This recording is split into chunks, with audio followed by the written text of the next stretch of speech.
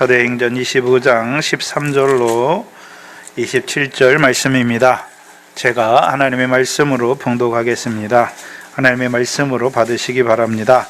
수일 후에 아그리빠 왕과 버니게가 베스도에게 문안하러 가이사라에 와서 여러 날을 있더니 베스도가 바울의 일로 왕에게 고하여 가로되 벨릭스가 한 사람을 고려하여 두었는데 내가 예루살렘에 있을 때에 유대인의 대제사장들과 장로들이 그를 고소하여 정죄하기를 청하기에 내가 대답하되 무릇 피고가 원고들 앞에서 고소 사건에 대하여 변명할 기회가 있기 전에 내어주는 것이 로마 사람의 법이 아니라 하였노라. 그러므로 저희가 나와 함께 여기 오매 내가 지체하지 아니하고 이튿날 재판 자리에 앉아 명하여 그 사람을 데려왔으나 원고들이 서서 나의 짐작하던 것 같은 악행의 사건은 하나도 제출하지 아니하고 오직 자기들의 종교와 또는 예수라 하는 이에 죽은 것을 살았다고 바울이 주장하는 그 일에 관한 문제로 송사하는 것뿐이라. 내가 이 일을 어떻게 사실할는지 의심이 있어서 바울에게 묻되 예루살렘에 올라가서 이 일의 신문을 받으려느냐 한즉 바울은 황제의 판결을 받도록 자기를 지켜주시기를 호소하므로 내가 그리를 가이사에게 보내기까지 지켜두라 명하였노라 하니 아그리빠가 베스도더러 이르되 나도 이 사람의 말을 듣고자 하노라. 베스도가 가로되 내일 들으시리이다 하더라. 이튿날 아그리빠와 버니게가 크게 위를 베풀고 와서 천부장들과 성중의 높은 사람들과 함께 신문소에 들어오고 베스도의 명으로 바울을 데려오니 베스도가 말하되 아그리빠 왕과 여기 같이 있는 여러분이여 당신들이 보는 이 사람은 유대인의 모든 무리가 크게 외치되 살려두지 못할 사람이라 하여 예루살렘에서와 여기서도 내게 청원하였으나 나는 살피건대 죽일 죄를 범할 일이 없더이다. 그러나 저가 황제에게 호소한 거로 보내기로 작정하였나이다. 그에게 대하여 황제께 확실한 사실을 아랠 것이 없으므로 신문한 후 상소할 재료가 있을까 하여 당신들 앞 특히 아그리빠 왕 당신 앞에 그를 내어 세웠나이다. 그 죄목을 베풀지 아니하고 죄수를 보내는 것이 무리한 일인 줄 아나이다 하였더라. 아멘.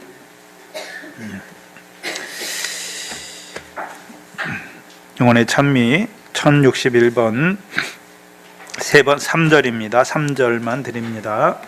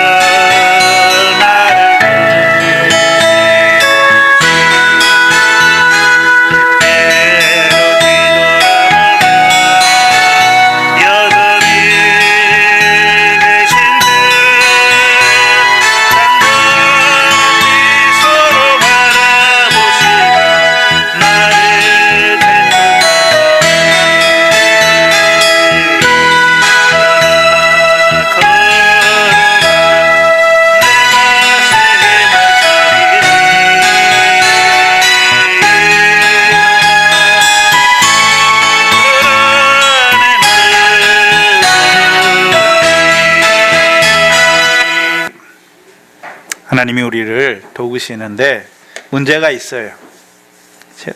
앞에서 우리를 인도하실 때에는 우리가 하나님이 우리를 어디로 인도하신구나 하고 잘 따라갈 수가 있어요. 문제는 하나님이 우리의 뒤에서 우리를 밀고 가실 때 그때가 문제죠. 그렇죠? 바울의 역사도 똑같아요. 바울이 하나님이 자기를 예루살렘에 올라가시게 하신 깨닫고 바울이 경영하잖아요. 근데 바울이 무슨 악한 마음으로 경영했겠습니까? 아니잖아요. 바울의 자기 경영도 하나님이 자기를 왜 이방인의 사도인 자기를 왜 예루살렘에 올라가게 하시나 그거를 생각하면서 이것 때문에 바울의 믿음대로 이 세 가지죠. 그렇죠? 이것 때문에 나를 예루살렘에 올라가는구나 라고 생각했어요. 그렇죠? 선한 마음이에요. 근데 하나님은 어떻게 하십니까?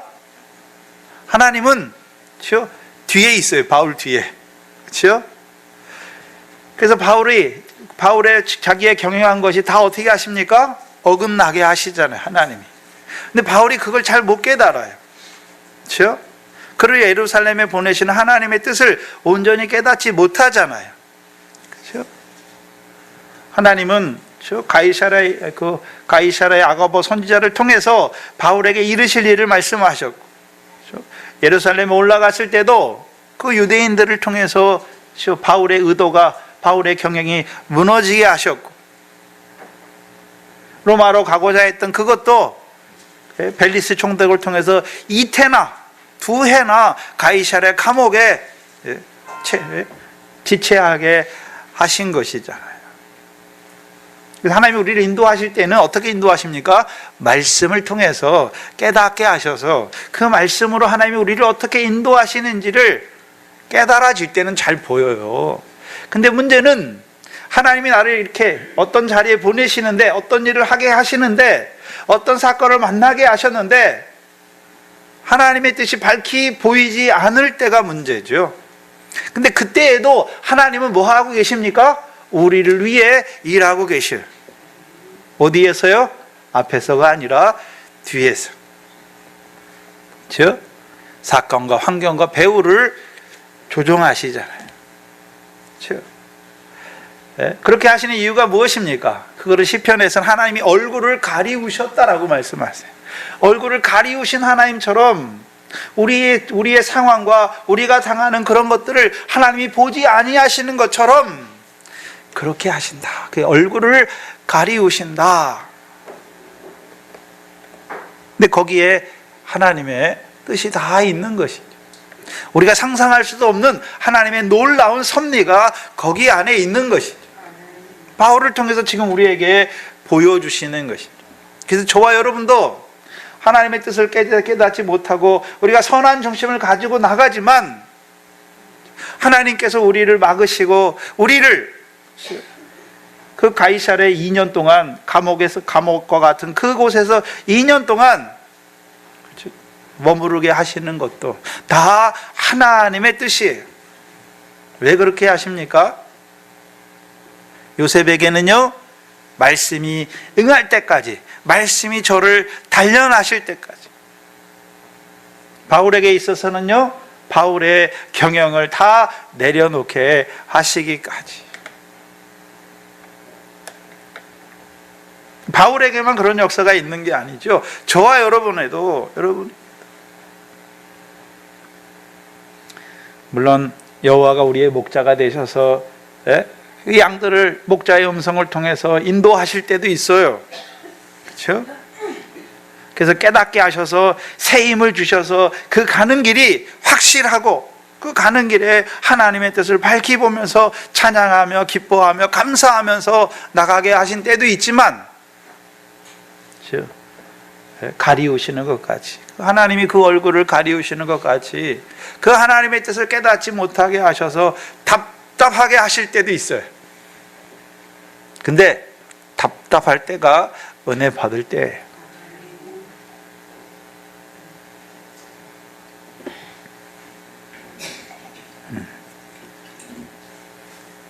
왜 하나님은 하나님의 백성들을 그 답답한 그런 상황에 넣으시는가?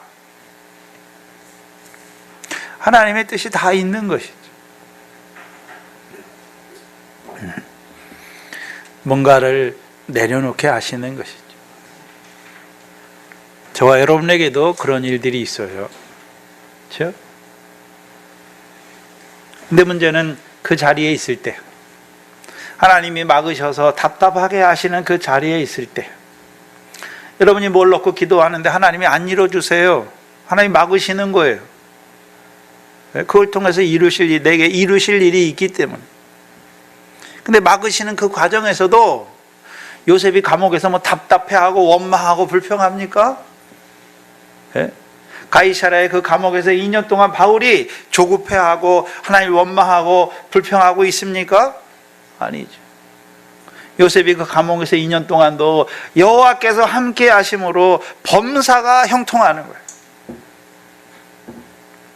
막으시는 거는 우리가 어떻게 할 수가 없어요. 그건 하나님 맡겨놓으면 돼요. 하나님께서 깨닫게 하신 대로 내가 선한 중심을 하고 나가는데 하나님이 왜 막으십니까? 미련한 저는 깨닫지 못하오니 하나님 깨닫게 하여 주시옵소서. 그리고 이 답답한 자리에서 하나님께서 함께 하셔서 형통한 삶이 되게 하여 주시옵소서. 근데 하나님이 끝까지 답답하게 하시지 않아요. 깨닫게 하시잖아요. 깨닫게 하세요. 깨닫게 하세요. 깨닫게 하시면 새 힘이 생겨요. 새 힘이 생겨요. 바울은 죄인이 되어 로마로 압송되면서도요, 오늘 본문에 그 가이사랴에 있는 고관 대작들 앞에서 담대하게 뭐합니까? 복음을 증거하는 자가 되는 것이죠. 바울에게만 그런 일이 있는 것이 아니라 저와 여러분에게도 그런 일이 있지 않습니까? 경험하신 분들도 있을 거예요. 하나님의 뜻이 하나님의 섭리 가운데서 하나님의 이루어 가심으로 이루어질 수 있도록. 오늘 본문 13절에 보면 수일 후에 아그리빠 왕과 버니게가 베스도에게 문안하러 왔다라고 말씀하시죠. 이 아그리빠는 아그리빠 2세예요. 2세.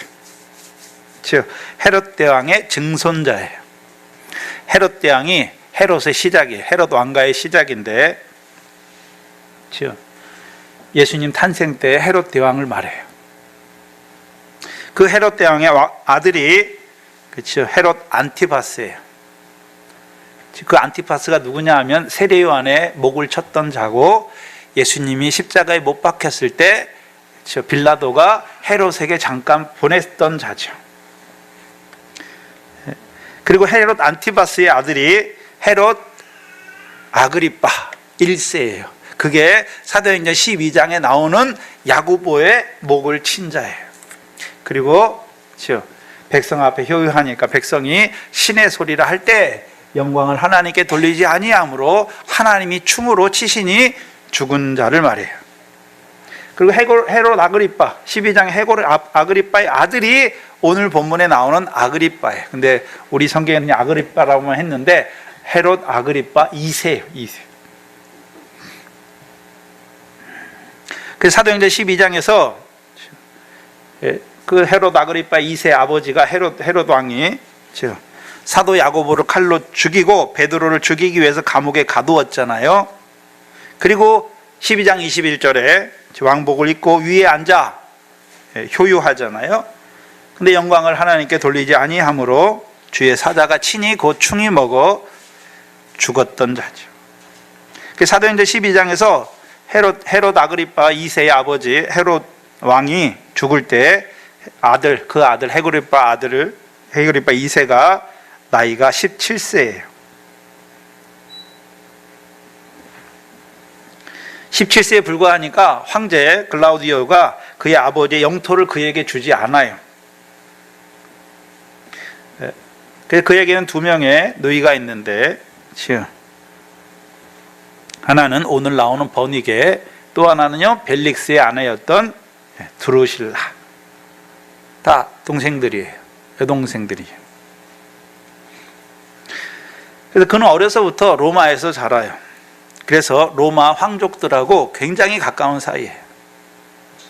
그래서 로마의 정책이 뭐냐면, 각 분봉왕들이나 그 사람들 로마에서 직접 총독을 보내서 지리하는 지역도 있지만 그 지역의 자치권을 인정해서 그 지역의 왕이 다스리도록, 그리고 자기들의 법과 자기들에게 세만 내는 거, 그렇죠? 그리고 군사나 이런 부분에서만 협력하면 자치를 하게 해요. 근데 자치 도시보다요 로마의 직접 식민지가 훨씬 혜택이 많죠. 근데 이 유다는 로마로 직접 통치하게 해요. 총독을 보내서 직접 이 유대는 통치하게 하시죠.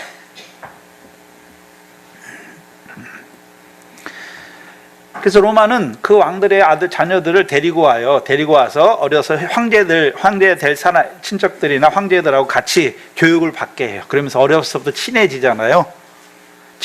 그럼 왕이 돼서도 내가 멀리 보내놨잖아요. 그럼 친하니까 어떻습니까? 황제의 마음을 잘 알아서 잘 다스리도록 그런 형태를 떼요. 그래서 이 헤롯 아그리빠 2세도 어려서부터 로마에서 자라요. 근데 아버지가 죽을 때 17세예요. 그러니까 글라디오 황제가 아버지 영지를 다스릴 만한 능력이 없다고 해서 주지 않아요. 그러다가 그의 삼촌 헤롯이 레바논 지역의 통치자로 세움 받았는데 그의 삼촌 헤롯이 죽자 그의 영지를 받게 돼요. 후에는 네로 황제가 친해요. 네로 황제에게도 친해요. 그래서 네로 황제가 그에게 가이사랴 빌립보와 갈릴리 호수 주변을 영지로 수여해요. 그리고 그에게 대제사장의 임명권도 줘요. 그래서 공식적으로 유대인의 왕은 아니지만 유대인의 왕의 버금가는 권세를 누려요. 그리고 그는 유대인들의 신임을 굉장히 두텁게 얻었어요. 왜요? 아버지는 헤롯가인데 그 모계가 유대 여자예요. 그래서 유대인들은 그를 유대인으로 인정해요. 그리고 대제사장을 자기가 임명하잖아요. 세울 때에도 유대인들의 요구를 반영해서 세워요. 그리고 유대인들이 자기들이 율법에 따라 통치하도록 어떻게 합니까? 많은 관심을 기울여요. 그래서 유대인들에게 굉장히 그렇죠, 신망이 두터운 아그리빠예요. 그래서 근데 그의 누이 버니게는 41년에 결혼했다가 남편이 죽고 과부가 돼요. 그러다가 44년에 삼촌 헤롯과 결혼해요. 그게 그 사람이 죽어요. 또 48년에 죽자 그거를 헤롯 아그리빠 2세가 그걸 받는 거예요. 자기 오빠가. 그래서 오빠하고 함께 살아요. 한 15년 정도 함께 사는데 그렇죠?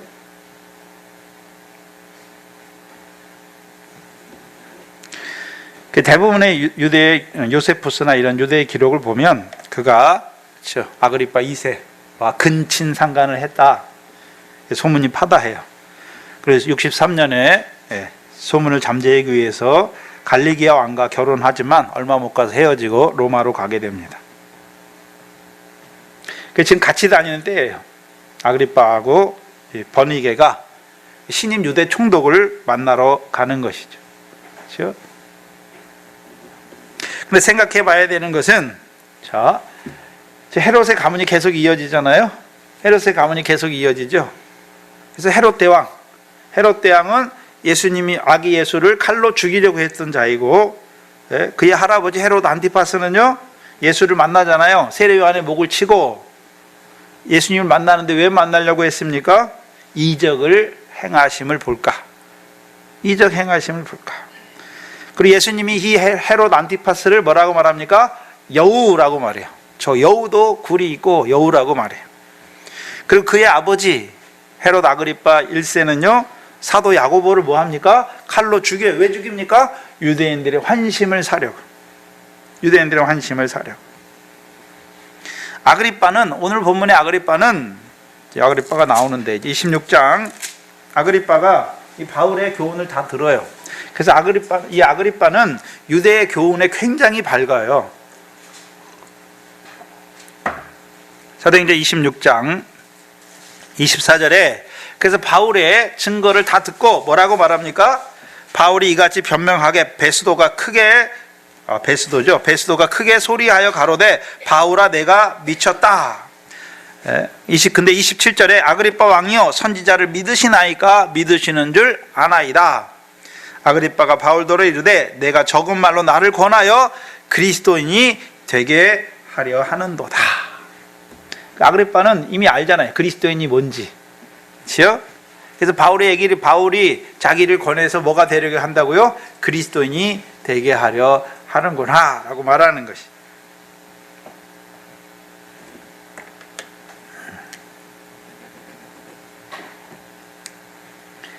왜? 생각해 봐야 되는데 왜 예수님은 헤롯 대왕의 칼에 헤롯 대왕은 예수님 아기 예수를 죽이려고 그러고 그렇죠? 헤롯 안티파스는 세례 요한을 죽이고 이적을 보려고 예수님을 보잖아요. 그리고 헤롯 아그리빠 1세는 야고보 사도를 죽이고 베드로를 죽이려고 그러고 이 헤롯 아그리빠 2세는요 바울을 향해서 네가 적은 말로 나를 그리스도인이 되게 하려 권하는도다 라고 말하죠. 하나님 왜 이렇게 하실 거예요? 대적들을 헤롯을 세우잖아요. 그렇죠? 헤롯 가문의 대적들을 세우잖아요. 뭘 보여주십니까? 헤롯의 교훈을 보여주신 헤롯의 교훈. 헤롯의 교훈이잖아요. 그래서 헤롯은 로마의 신임을 얻어서, 로마 황제의 신임을 얻어서 자기 영지를 다스리려고 하는 사람이에요. 그래서 헤롯의 교훈이 무엇인지를 보여줘요. 아기 예수를 죽이려고 하잖아요, 칼로. 그럼 뭘 말하는 것입니까? 믿음이 어린 자들. 믿음이 어린 자들은, 그렇죠? 헤롯의 칼에 다 죽어요. 지금 중국 교회가 지금 이제 중국에서 교회를 핍박하기 시작했는데, 어떤 식으로 핍박하냐 하면 집사들 회사에 찾아가는 거예요. 찾아가지고 은근히 압력을 넣는 거예요. 그렇죠?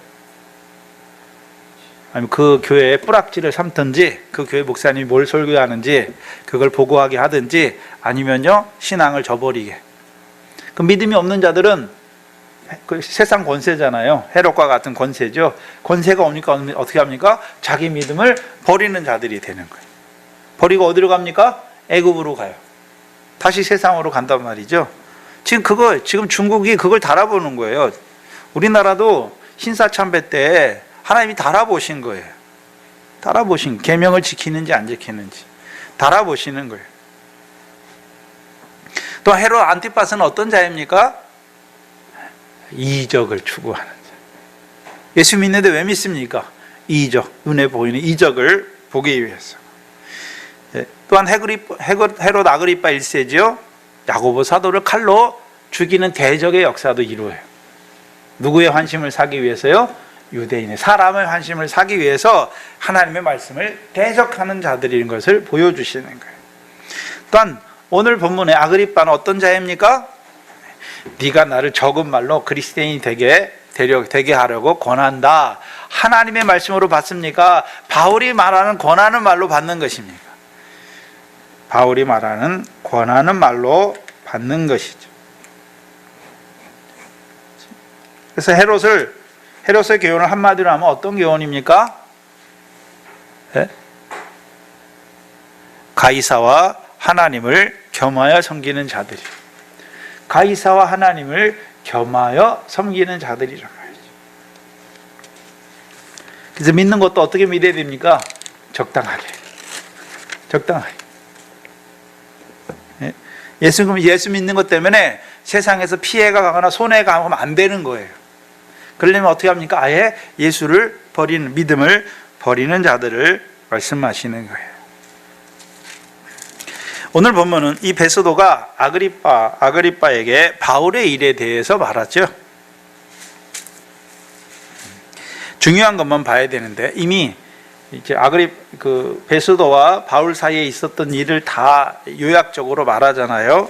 18절만 보시면 18절에 원고들이 서서 나의 짐작하던 것 같은 악행의 사건 하나도 제출하지 아니하고 오직 자기들의 종교와 또는 예수라 하는 이에 죽은 것을 살았다고 바울이 주장하는 그 일에 관한 문제로 송사한다.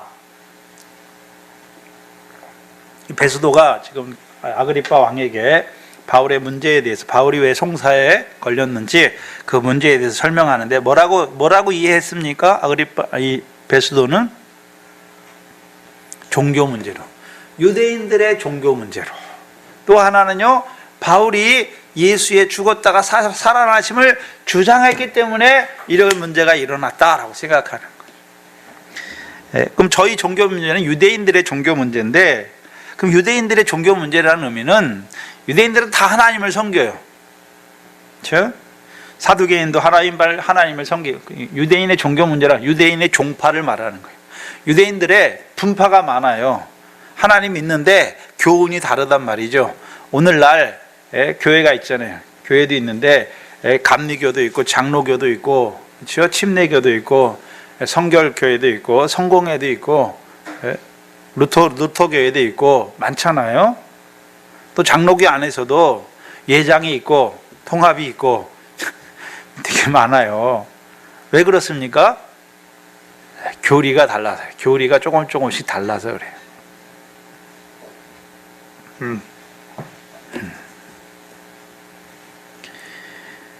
근데 장로교라고 붙이는 것은 장로 정치를 하는 거예요. 장로.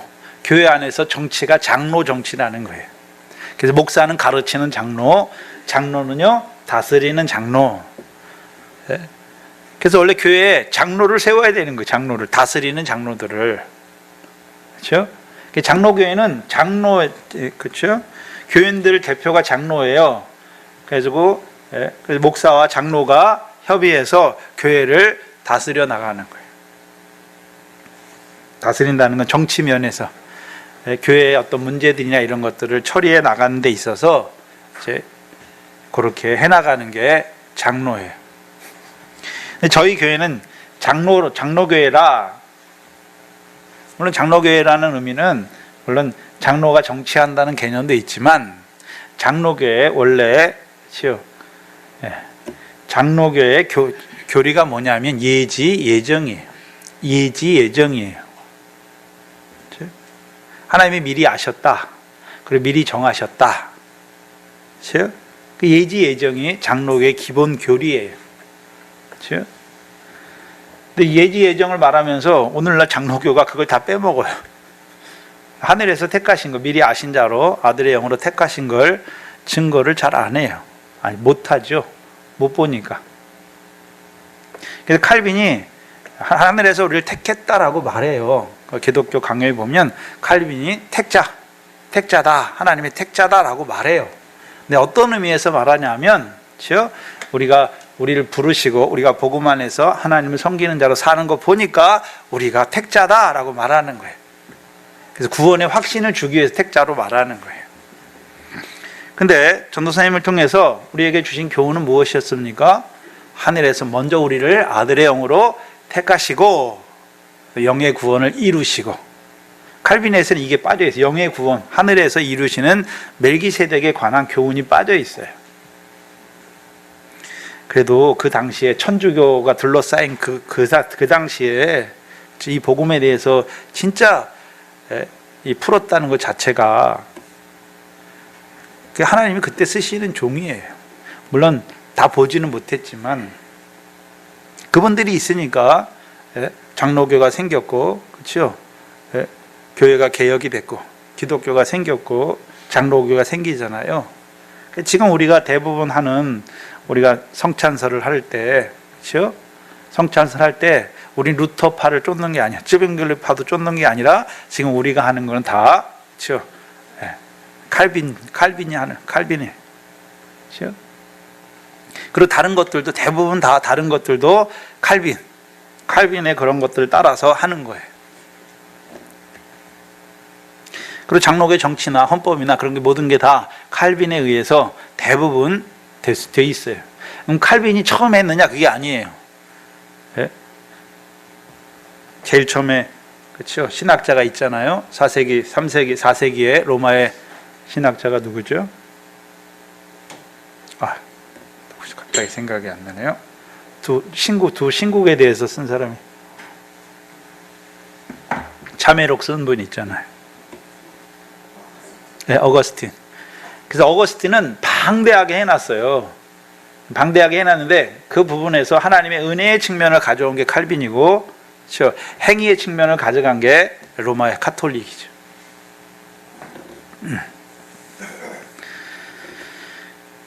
오늘날도 그렇듯이 유대에서도 종파가 많아요. 분파가 많단 말이죠. 그래서 예수님 당시의 봉파를 말하면 사두개파가 있고, 대제사장을 중심으로 한 제사, 성전 제사, 성전을 중심으로 한 사두개파가 있어요.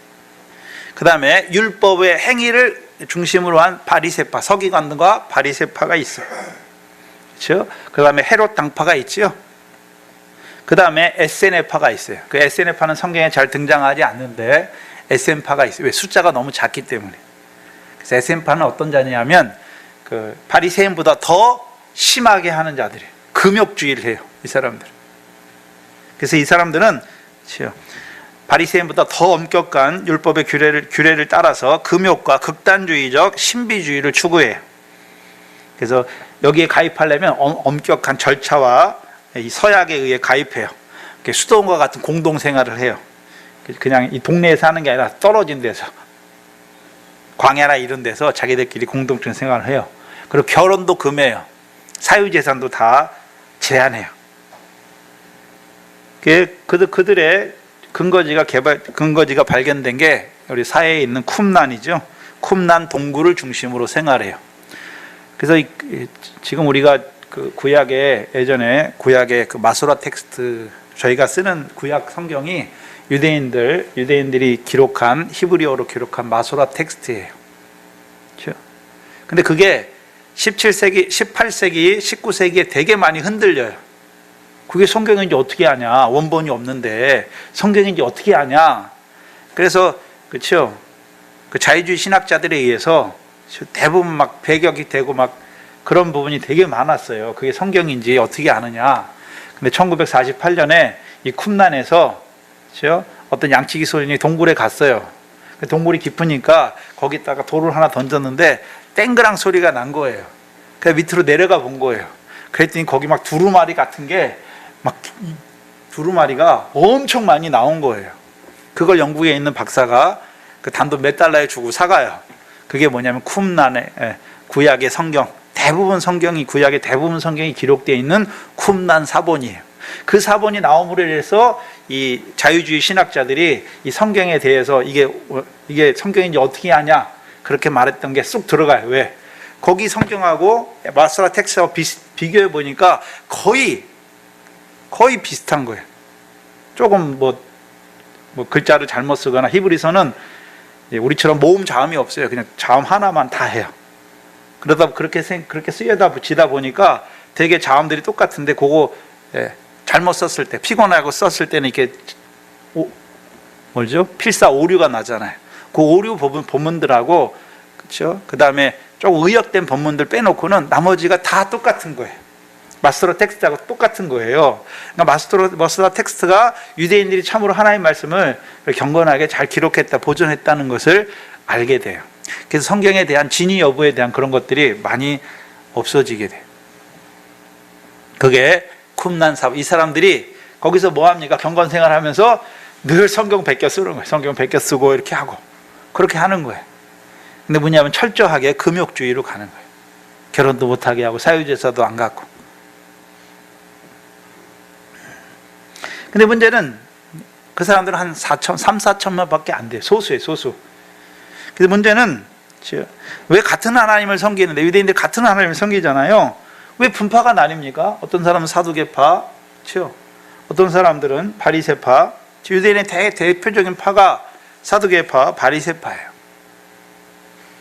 유대인들 중에 헤롯 당파도 있어요. 왜 그렇습니까? 세상에서 출세하려고 하는 자들이 헤롯 당파예요. 사두개파는 왜 갈립니까?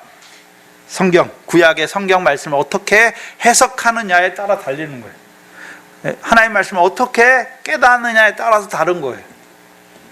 그래서 사두개파는 제사를 구원의 대상으로, 쉽게 말하면 제사를 드려야 우리가 죄사함 받고 하나님 앞에 구원을 받는다라고 말하고, 바리새파는요 제사보다는 율법을 행해야 우리가 하나님 앞에 의롭다함을 받는다. 둘 다 근본적인 거 있어요. 둘 다 행함을 의지해. 사람이 이렇게 행해야 하나님의 구원을 받는다, 하나님 앞에 의롭다함을 받는다라고 말하는 자들이에요. 그럼 베스도는 바울을 유대인의 한 종파로, 분파로, 유대교의 한 분파로 이해했다는 거죠. 한 분파로 이해한 거예요. 근데 바울도 자기가 유대인들에게, 그렇죠? 유대인들에게 복음을 증거할 때 유대교 밖이라고 말합니까? 유대인의 하나님을 섬긴다라고 말합니까? 조상들의 하나님을 섬기는 거다. 근데 나사렛 예수 안에서 조상들의 하나님을 섬기는 거다라고 말하는 거예요. 우리가 유대교를 벗어난 게 아니다. 문제는 뭐냐 하면요, 우리가 믿음으로 의롭다함을 얻는 것이다. 예수 그리스도가 우리의 제물이 됐으니까 그를 믿음으로 죄사함 받는 것이고, 예수 그리스도의 믿음으로 우리가 의롭다함을 받는 거다라고 말하는 거예요. 바울도 그 전에 뱀의 비들이 쓰였을 때는 어땠습니까? 하나님에 대해 열심히 있어서 이 도를 회방하고 핍박했잖아요. 근데 나사렛 예수가, 부활하신 예수님을 만나고 나서 그가 변했잖아요.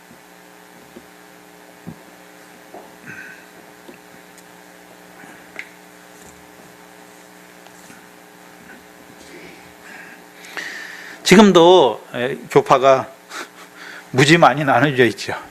그렇죠?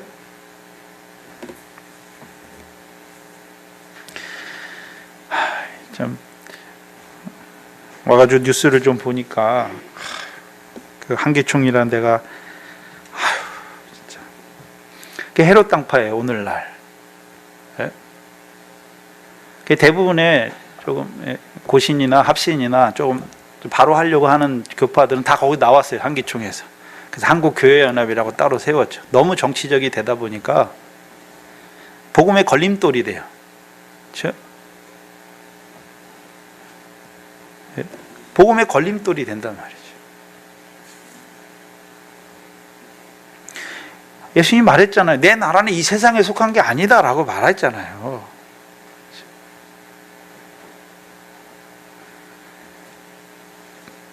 그들이 헤롯 당파요. 헤롯 당파와 같이 세상 정권을 잡아서 하나님의 말씀을 이루어 보려고 하는 자들이 이 세상에서 그들이 가지고 나온 게 제일 큰 게 뭐냐 하면 동성애하고 이슬람 반대. 그 외국인 귀화 문제 있잖아요. 그거 이슬람 반대하고 또요.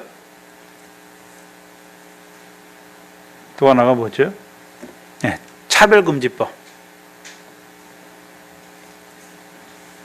그거 만들면 학교에서 동성애도 다 옹호한 동성애를 다 가르친다 이렇게 말하니까. 근데 문제는 그것도 범죄지만 그건 안 믿는 사람이 그렇게 하는 거는 우리가 안 믿는 사람이 이혼하는 거 그거 그냥 두라 그랬잖아요. 하든지 말든지. 그렇죠?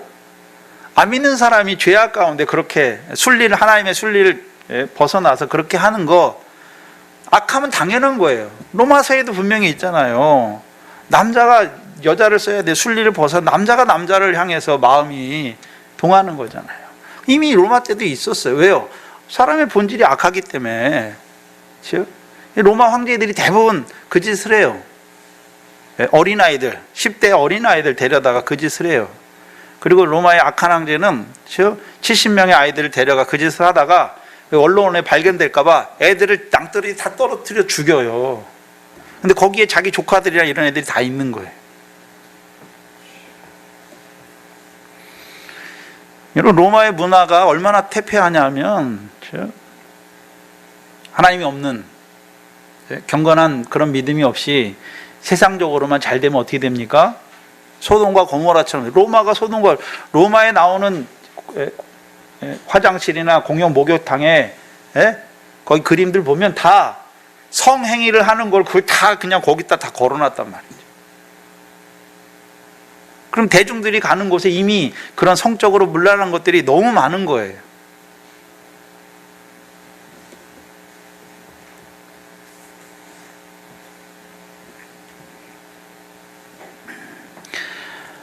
그래서 세상에 있는 세상 사람들은 뭐가 잘 되면 경건하게 살지 않아요. 특히 남자들 같은 경우에는 돈이 많고 능력이 있고 그러면 뭐 합니까? 뭐 하나요? 뻔하죠. 뻔해요.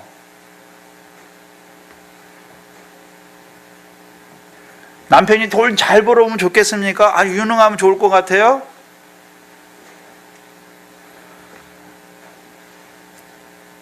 그렇지 않아요.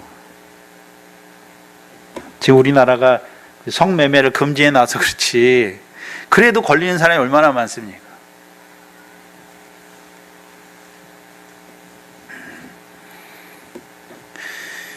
세상적인 거는 많이 가지고 많이 부하고 많이 여유롭고 있을수록 어떻게 합니까? 타락하게 돼 있어요. 퇴폐적으로 가게 돼 있어요. 뭐 좋은 쪽으로 가지 않아요. 그렇죠? 물론 그 중에 소수는 좋은 쪽으로 양심을 쓰고 이렇게 하려고 그러는 사람들도 있죠. 그러나 대부분은 그렇죠? 어떻습니까? 타락의 문화로 가게 돼 있어요. 우리 연예인들 보면 알 수 있지 않습니까? 쾌락을 쫓아 보니까 결국은 뭐 마약이나 뭐 이런 걸 가고 우리나라를 떠들썩하게 하는 그런 승리 사건 같은 결국은 뭡니까? 성적인 타락이에요. 같은 인간을 인간으로 봤다면 그렇게 할 수 없는 거잖아요. 근데 자기의 정욕을 위해서 그런 것들을 서심치 않고 한다는 것이죠. 그게 세상 문화예요. 근데 세상 문화는 하나님의 말씀이 들어가지 않은 한 경건해지지 않아요. 저와 여러분들도 아마 이 복음으로 부르시 않았다면 오늘도 세상 좋아라. 물론 못 살았으니까, 가난하고 그렇게 살았으니까 세상을 즐길 수도 없고 그렇게 살았겠지만, 만약에 세상에서 부하게 그렇게 살았다면 어떻게 살았을까요? 네? 하나님이 있기는 어디 있습니까? 육신 즐기고. 그게 세상 문화예요. 근데 그 세상 문화를 법으로 강제해서 되는 게 아니에요. 악한 사람들이 뭐 그렇게 악하게 사는 게 당연하죠. 문제는 뭐냐면 예수 믿는 사람들도 거기에 동화돼서 살아간다는 것이죠. 그게 문제지. 그 사람들이, 안 믿는 그 사람들이 그렇게 사는 게 당연한 거지. 그거 갖고 교회가 그걸 뭐라고 할 필요가 없는 거예요. 예수님도 알지 못하는 사람들이 알지 못하고 행한 거, 그것 때문에 뭐라고 그럽니까? 뭐라고 말씀하지 않아요.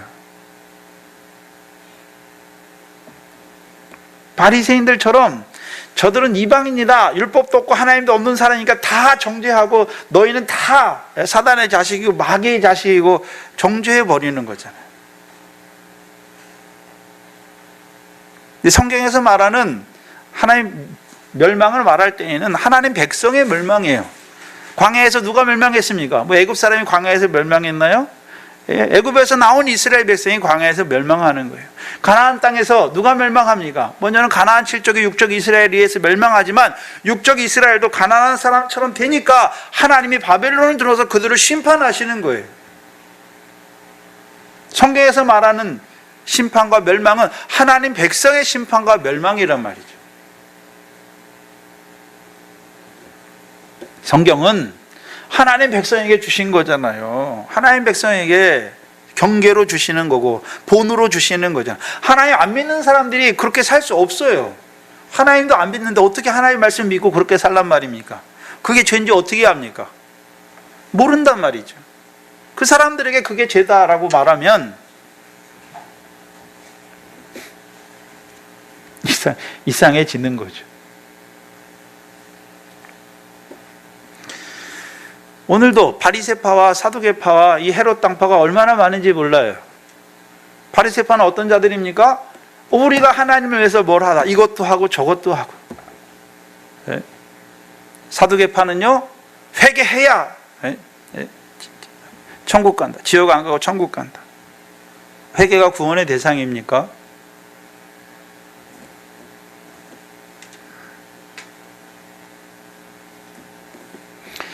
베스도는 바울을 유대인의 한 종파로 이해했어요. 그리고 바울의 증거를 확실히 알잖아요. 바울의 증거가 뭐였습니까? 예수가 죽었다가 다시 살아났다라고 주장했다라는 거죠. 하나님의 말씀으로 받지 못하고 뭐라고 말합니까? 바울이 주장한다라고 말하는 것이죠. 그럼 아그리빠도 생각해 봐야 되는데, 아그리빠는 유대 상황이 어떻게 돌아가는지 다 알잖아요. 유대인들 중에서도 예수 믿는 사람들이 있단 말이죠. 그렇죠?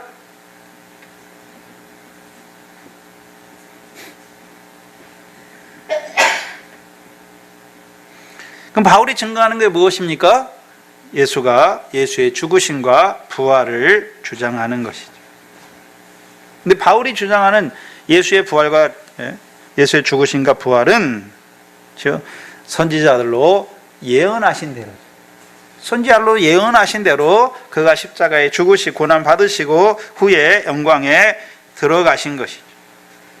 그래서 우리가 구약 성경, 오늘 오전에 묵도 시간에 요한복음을 읽어드렸는데, 우리가 성경을 왜 읽습니까? 요한복음 5장에서 너희가 성경에서 영생을 얻는 줄 알고 성경을 상고하거니와 라고 말씀하죠. 그렇죠? 성경은 뭘 얻으려고 상고하는 것입니까? 영생이죠, 영생. 그럼 하나님이 구약 성경만 읽으면 영생을 주시는 것입니까? 아니잖아요. 구약 성경이 뭘 예언합니까? 오실 하나님의 아들에 대해서 말하는 것이죠. 그래서 하나님이 영생을 약속하신 하나님께서 어떻게 우리에게 영생을 이루십니까? 그 아들을 보내셔서, 그렇죠? 하나님의 아들 그리스도로 하여금 십자가 지게 하고 영광에 부활하게 하셔서. 예수님은 이 땅에 왜 오셨습니까?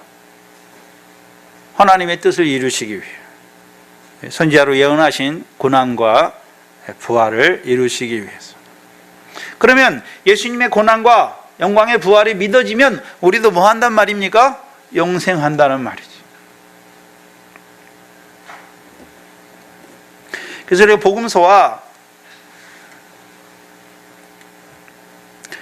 십자가를 구별해 봐야 되는데, 자, 예수님께서 이 땅에 오셨죠? 오셔가지고 30세부터 표적을, 이제 하나님의 일을 하시는데, 표적을 행하죠. 그래서 마태복음의 주 내용이 뭡니까? 복음서의 주 내용이 뭡니까? 예수 그리스도께서 표적을 행하신 거. 하나는요, 가르치신 거. 하나님의 말씀을 가르치신 거예요. 누구에게 가르쳤습니까? 누구에게 가르쳤나요? 그렇죠. 제자죠, 제자. 무리는 깨닫지 못하잖아요. 비유의 말씀을 줘도 깨닫지 못하고, 무리는 산에 올라가도 안 오잖아요. 제자들만 오는 거죠. 그럼 누가 제자입니까? 누가 제자입니까? 요한복음 1장에 안드레를 통해서 베드로와 안드레를 보면 되잖아요. 안드레가 세례 요한의 말을 듣고 예수님께 갔죠. 예수님 만나고 와서 자기 형제 베드로에게 뭐라고 말합니까? 내가 그리스도, 메시아 곧 그리스도를 만났다라고 말하는 거죠. 그럼 그리스도를 만났다는 의미는 믿었다는 거죠. 예수가 하나님의 아들 그리스도임이 믿어진 자들을 뭐라고 말하는 것입니까? 제자다라고 말하는 거예요. 제자다라고 말하는 거예요. 그럼 예수님께서 이 땅에 오셔서 표적을 행하신 이유가 무엇입니까? 요한복음 20장 31절이죠.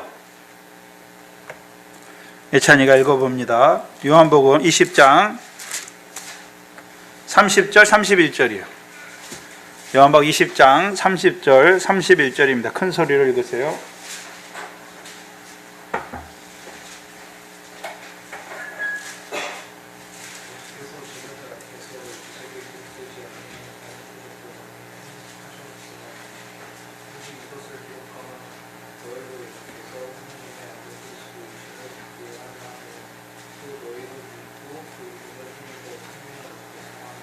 뭘 얻게 하려고요?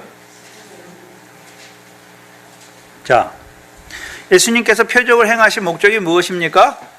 예수가 하나님의 아들 그리스도임을 믿게 하려고. 그게 복음서의 대부분이에요. 근데 문제는, 그럼 제자들이 이제 예수가 하나님의 아들인 걸 믿었잖아요. 근데 그 그리스도가 뭐 하러 가십니까? 예루살렘에 뭐 하러 가셨나요? 죽으시러 고난 받으시러 간 거잖아요. 그래서 복음서는 두 개예요, 두 개.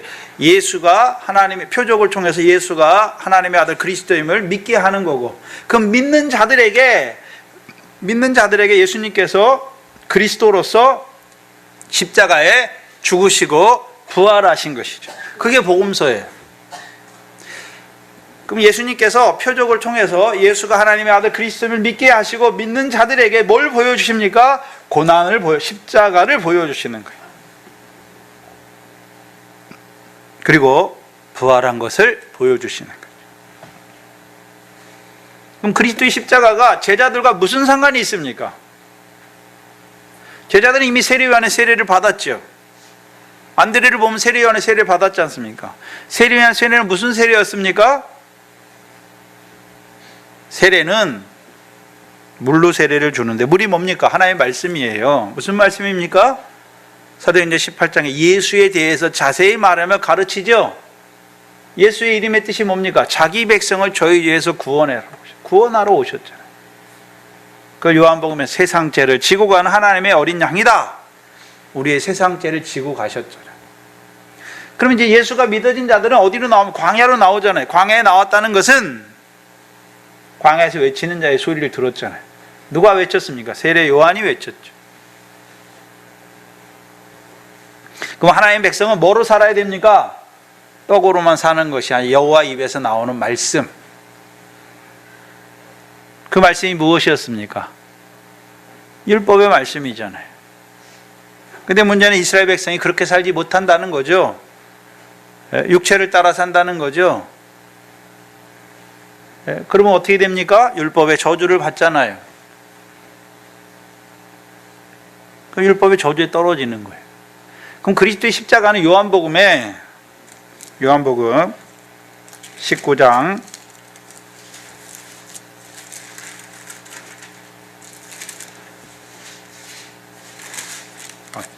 18장이죠. 죄송합니다. 요한복음 18장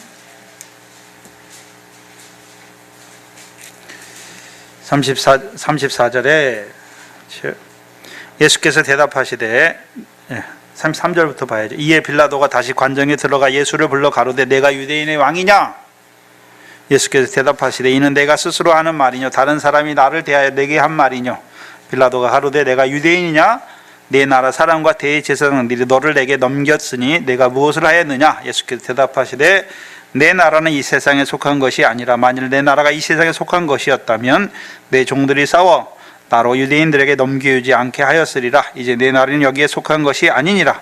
빌라도가 가로되 그러면 내가 왕이 아니냐? 예수께서 내 말과 같이 내가 왕이니라. 내가 이를 위하여 났으며 이를 위하여 세상에 왔으니 곧 뭐에 대해 증거하는 것입니까? 그럼 예수님은 유대인의 왕이라고 말할 때 한마디로 무슨 왕입니까? 진리의 왕이죠. 진리의 왕. 진리의 왕. 그럼 진리. 요한복음 8장 32절이죠. 진리가 너희를 자유케 하리라. 그러니까 유대인들이 뭐라 그럽니까? 야, 우리는 아브라함의 종이 아브라함의 자손으로 남의 종이 된 적이 없는데 너는 왜 우리가 자유해야 된다라고 말하느냐 하니까 예수님이 뭘 말씀하십니까? 죄의 진자는 죄의 종이니라라고 말씀하시죠. 아들이 너희를 자유케 하면 너희가 자유하리라 말씀하십니다. 그럼 하나님의 아들 유대인의 왕으로 오셨는데 특별히 다윗의 자손으로 오셨죠. 다윗의 아들로 오셨어요. 그럼 다윗의 아들로 오셨다는 의미는 어떤 의미입니까? 우리를 어디에서요? 자유케 하시려고 오셨습니까? 죄에서 자유케 하러 오셨다는 거예요. 죄에서 자유케 하러 오셨다는 거예요. 그럼 죄에서 자유케 하신다는 의미가 어떤 의미입니까? 히브리서 2장 14절이었죠. 히브리서 2장 14절입니다.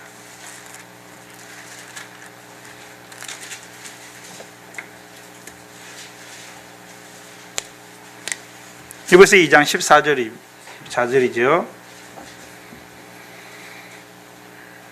자녀들은 혈육에 함께 속하였으며 그도 또한 한 모양으로 혈육에 함께 속하셨다. 그럼 그가 하나님의 자녀로 아들로 이 땅에 오셨잖아요. 우리도 하나님의 아들이고. 근데 왜 그가 혈육을 입고 육신을 입고 이 땅에 오셨습니까? 이 땅에 오셨고 또 한 모양으로 혈육에 함께 속하심은 뭐 하시려고요? 죽으시려고, 사망하시려고.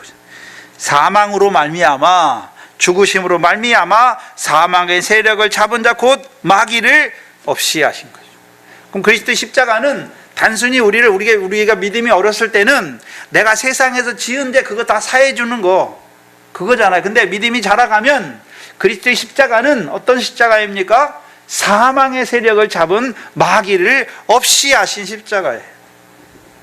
마귀를 없이 했다는 것은 죄를 없이 하셨다는 것이죠. 마귀는 뭘로 섭니까? 마귀가 사망의 세력을 잡았잖아요.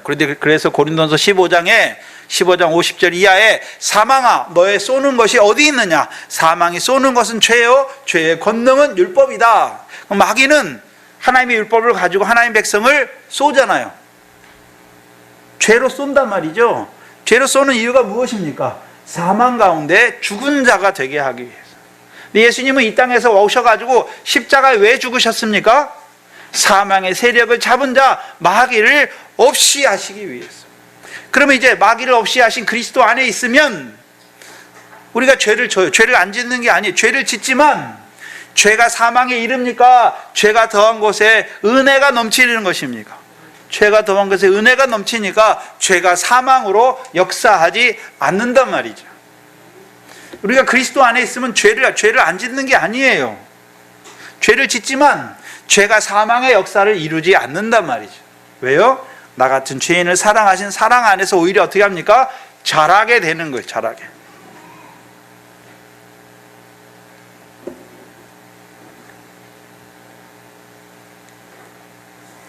부활은 단순히 죽었다가 다시 사는 게 부활이 아니에요.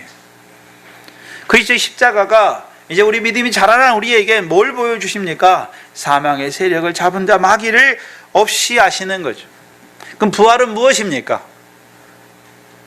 그 하나님의 아들 예수를 죽은 자 가운데 하나님이 다시 살리셔서 우리의 주와 그리스도가 되게 하셨다는 것이었죠. 그래서 우리의 주가 되었다는 것은 주는 구약에서 여호와만 주로 불러요. 하나님만 주로 부르잖아요. 그럼 예수를 주로 부른다고 하는 것은 예수도 누구란 말입니까? 하나님이란 말이에요. 그래서 우리는 신약은 기독교는 하나님을 삼위 하나님이라고 그러잖아요. 삼위 하나님. 예수님이 십자가에 죽으시고 부활하셔서 우리의 하나님이 되셨어요. 어떤 하나님이 되셨습니까? 구원의 하나님이 되셨잖아요. 네, 영원한 구원의 근원이 되신 하나님이에요. 그게 히브리서 5장 7절로 10절이죠. 그가 육체에 계실 때에 자기를 능히 죽음에서 구원하실 이에게 심한 통곡과 눈물로 간구와 소원을 올렸고 그의 경외하심을 인하여 들으심을 받았고 그가 아들이시라도 고난 받으심으로 순종함을 배워서 온전하게 되었은즉, 온전한 제사장이죠. 그래서 부활하신 예수 그리스도를 뭐라고 말합니까? 온전한 제사장. 온전한 제사장이 되신 이유가 무엇입니까? 자기를 순종하는 모든 자에게 영원한 구원의 근원이 되셨단 말이죠. 그래서 예수 그리스도는 이제 부활하신 예수 그리스도는 우리의 영원한 제사장이에요. 그렇죠? 그래서 우리의 영원한 구원의 근거가 되는 거예요.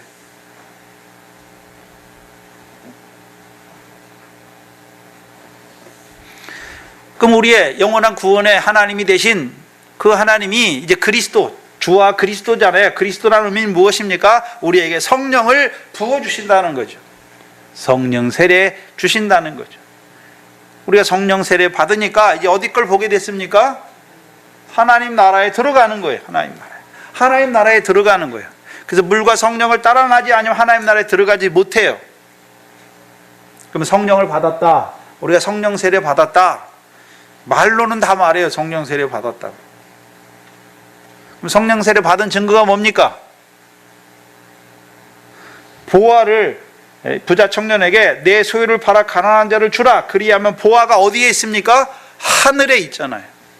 근데 그 부자 청년은 재물이 많으니까 근심하며 가요. 그러니까 예수님께서 그 부자 청년에 대해서 제자들에게 말씀하시죠. 부자는 천국에 들어가기가 어렵다. 죽어서 가는 천국을 말하는 게 아니에요. 부자가 하나님 나라에, 뒤에 바로 하나님 나라에 들어가는 것이 약대가 바늘기로 들어가는 것보다 더 어렵다라고 말씀하십니다. 그럼 하나님 나라는 뭐 하는 나라입니까? 이 땅에서 재물을 팔아 가난한 자를 줌으로 하늘의 보화를 쌓는 게 그게 하나님 나라예요. 그럼 저와 여러분이 오늘 하늘에 쌓는 생활이 있습니까? 하늘에 하나님께서 갚으시는 상이 있는 의를 행하는 삶이 있냔 말이죠. 그러면 하나님 나라 백성이에요.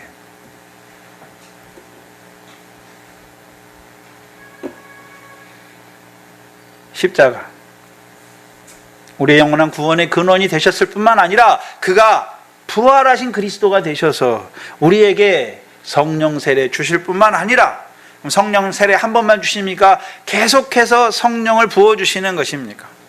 아까 우리가 디도서 3장을 살펴봤죠?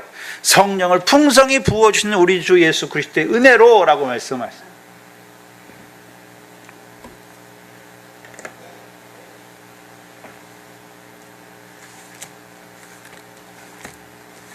마태복음 27장입니다.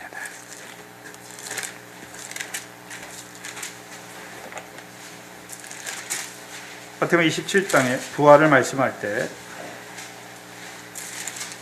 죄송합니다. 26장입니다.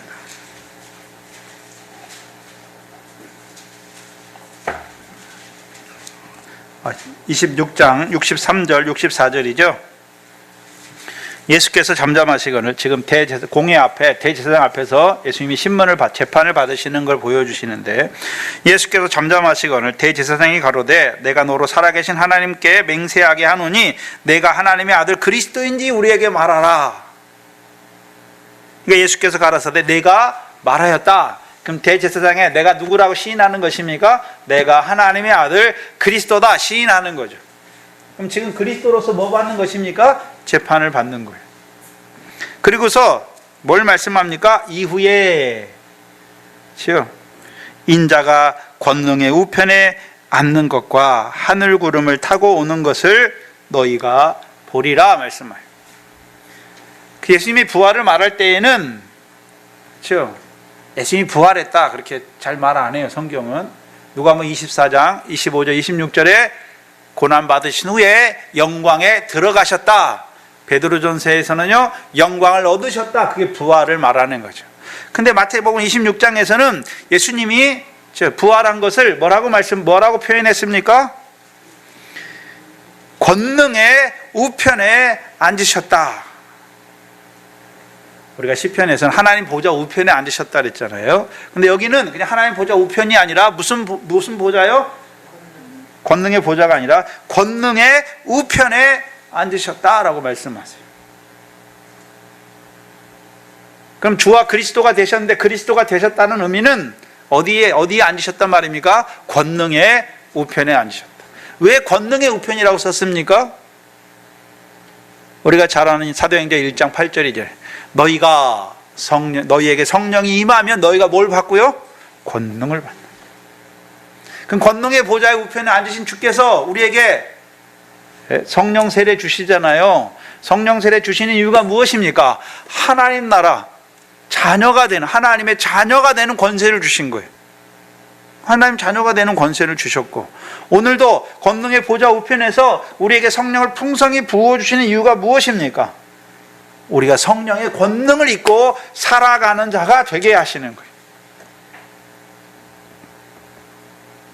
성령의 권능을 입고 살아가는 자. 그럼 여러분, 예수 믿는 사람들은 다 성령의 충만을 받기를 원해요. 그렇죠?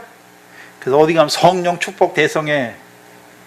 근데 성령 축복 대성회 받으면, 성령의 축복을 받으면 이 세상에서 뭐 사업이 잘 되고 부자가 되고 그런 줄 알아요.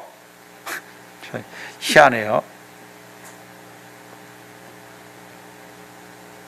사도들이 성령의 충만을 받으니까 복음을 증거하잖아요. 복음을 증거하니까 세상에서 대접받고 그러나요? 핍박을 받나요? 핍박을 받는 거예요. 성령 충만하시길 원합니까? 성령 충만하면 핍박을 받아요. 고난을 받는단 말이죠. 그래서 성령의 7단계의 영의 충만을 보여주셨잖아요. 대언의 영 마지막에 영광의 영으로 충만하니까 죽는 거예요. 주를 위해서. 우리에게 성령을 충만하게 하시는 이유가 무엇입니까? 우리라인 그 나라 의를 구하라 했잖아요. 구하라 한 거예요. 우리 보고 이루라, 그렇게 행하라 라고 말한 게 아니에요. 우리는 이룰 수 없어요. 구하라. 그리고 뭘 주신다 그랬습니까? 성령. 구하는 자에게 성령을 주시지 않겠느냐. 성령을 주셔야 우리가 그 나라와 의를 이루는 자가 되는 것이죠. 그 나라, 하나님의 나라가 다 같은 게 아니에요. 지금 우리가 대한민국에 살잖아요.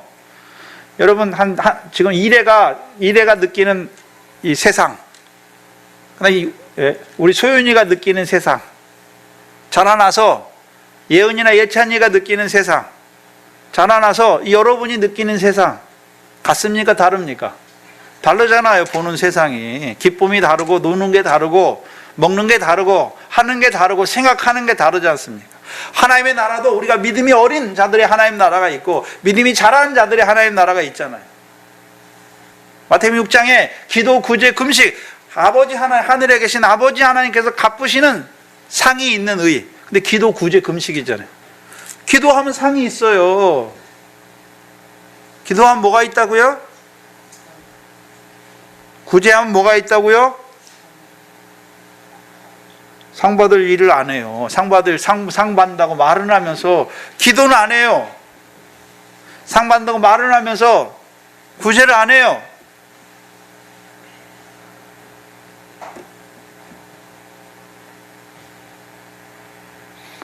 그럼 상 받는 게 그거밖에 없습니까? 미래 결실하는 게 상이잖아요. 미래 결실의 내용이 무엇입니까? 세상 염려, 재료욕이 끊어져야 미래 결실하는 거예요. 세상 염려 왜 하나요? 육신의 목숨을 위해서 무엇을 먹을까 마실까 입을 거예요. 근데 지금은 굶는 사람이 어디 있습니까? 남들보다 더 좋은 거 입으려고, 더 좋은 집에 살려고, 더 좋은 차 타려고. 그게 육신의 목숨이잖아요. 그럼 더 좋은 거 먹으면 안 죽습니까? 이 세상은 우리가 영원히 살 때가 아니에요. 더 좋은 거 먹어도 죽고, 좀 못 먹어도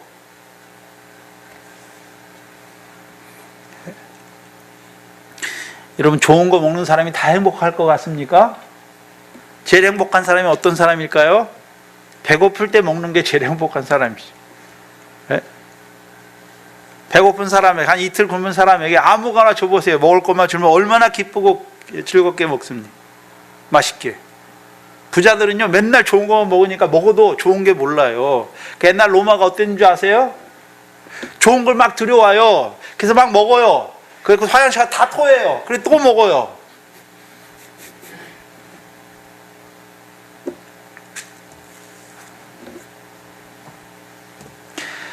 하나님 나라는 먹는 거, 마시는 거, 입는 거, 육신에 그런 게 아니에요. 하나님 나라는 의와 평강과 희락이에요.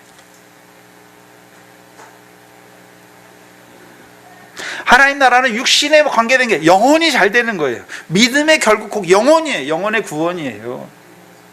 호화로에 연락하는 부자처럼 영원한 음부의 불꽃입니까? 아니면 나사로처럼 고난을 통해서 위로를 받는 것입니까?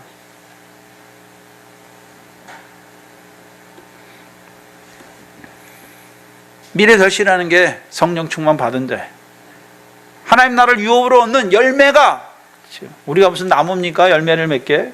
성령의 열매잖아요. 사랑과 희락과 화평과 온유와 9가지 열매가 나. 기본이 사랑이잖아요. 형제를 사랑하는 거예요. 물론 영혼을 사랑하는 것이죠. 그리스도께서 우리를 사랑하신 것처럼 형제를 사랑하는 것입니다.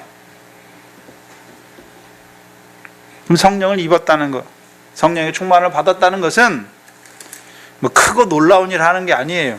물론 하나님께서 사도들과 같이 특별히 복음의 증인들을 통해서는 성령 충만을 통해서 표적도 행하게 하고 기사도 행하게 하시지만, 대부분의 성도들에게 성령 충만은요, 작은 일에 충성하는 것이고 지극히 작은 자 하나에게 하는 거예요. 그게 바울을 통해서, 그게 사도들을 통해서 보여진 십자가와 부활의 영광이 우리에게 어떻게 상관이 있는지.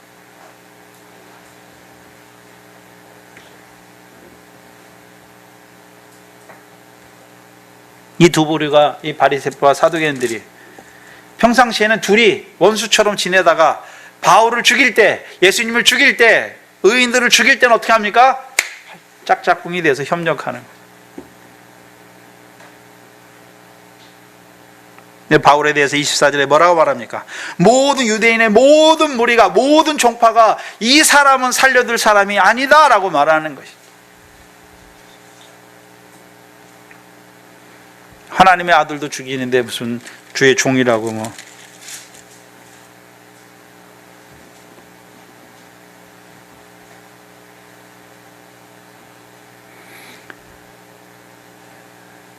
아그리파 앞에 세우죠. 왜 세웁니까? 죄를 찾지 못했어요. 바울이 죽일 만한 죄를 찾지 못했다고 스스로 말하잖아, 스스로. 그리고 27절에 그 죄를 베풀지 아니하고 죄수를 보내는 것이 무리한 일이다. 그 죄를 찾기 위해서.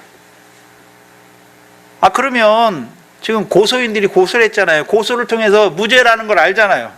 그러면 무죄라면 풀어줘야 될 거 아닙니까? 풀어주지도 못하는 거예요. 왜요? 유대인들이 들고 일어날까 봐.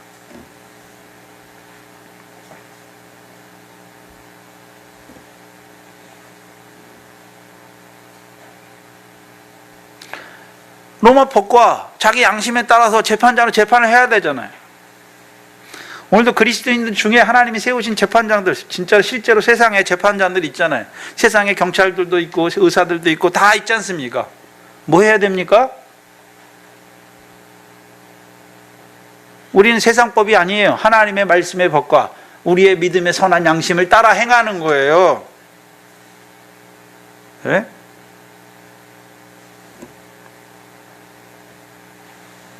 그래서 예수 믿는 사람은 적당한 이익에, 적당한 이윤을 추구하는 거예요.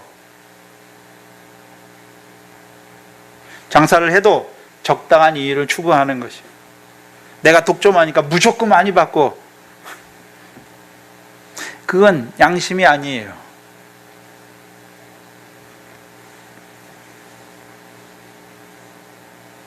죄목을 찾기 위해서 세웠잖아요.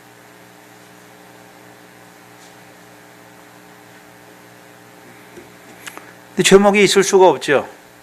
종교 문제이기 때문에. 예수의 죽었다가 살아나심을 말하기 때문에. 내 어거지로 써서 보내는 거예요. 가이사에게 호소했기 때문에.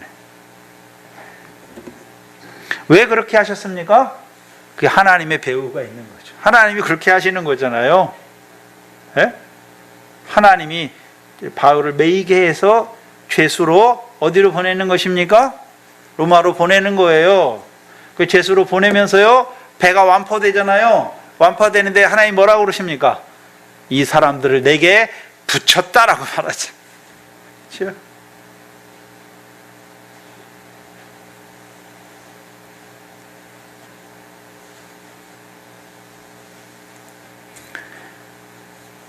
또한 그 이방의 고관 대작들 앞에서 담대하게 주의 이름을 증거하지요. 이제 로마 황제 앞에서도요, 다니엘의 세 친구처럼 왕이요, 이 이름 왕이 상관할 게 없다. 하나님이 지키실 거다. 그리고 하나님이 지키지 아니하실지라도 내가 이 우상에게 절하지 않겠다. 왜 그렇습니까? 왕의 권세가 최고가 아니라 하나님이 왕의 권세를 세웠잖아요. 특별히 악한 왕의 권세를 통해 이루어 가신 역사를 밝히 보는 자. 그 역사를 오늘 우리에게 보여주시죠.